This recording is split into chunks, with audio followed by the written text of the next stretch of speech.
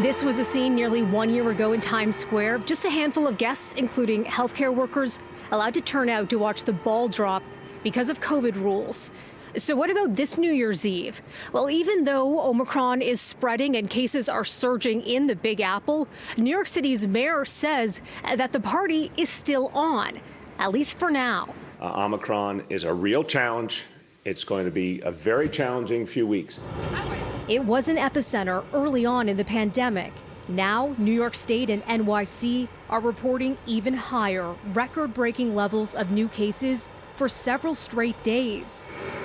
Broadway and holiday shows canceled. The region ramping up testing and vaccinations.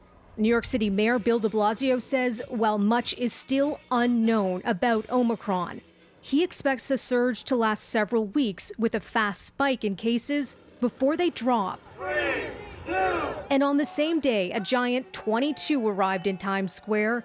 It's still unclear exactly what the iconic end-of-year countdown will look like. For the New Year's Eve celebration in Times Square, the outdoor celebration that the eyes of the world are on, we're looking at anything that will make this work best. But right now, it is on, fully vaccinated, outdoors, of course. That's the plan.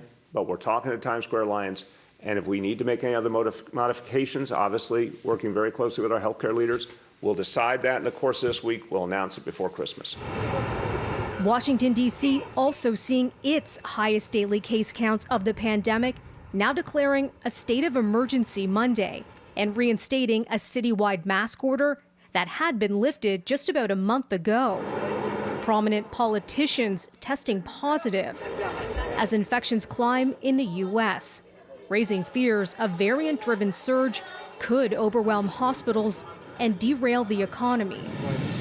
The U.S. president is scheduled to deliver an address about Omicron Tuesday. Joe Biden, a Democrat, received his booster months ago, and he's been urging eligible Americans to do the same. Did you get the booster? Yes. I got it too. Okay, so... Over the weekend, former U.S. President Donald Trump, a Republican, was booed in Texas when he and conservative political pundit Bill O'Reilly said they'd both had their boosters. The reaction reflecting the political divide over vaccines in the U.S.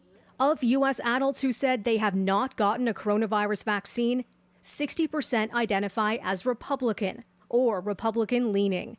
The Washington Post reports, pointing to a recent Kaiser Family Foundation poll.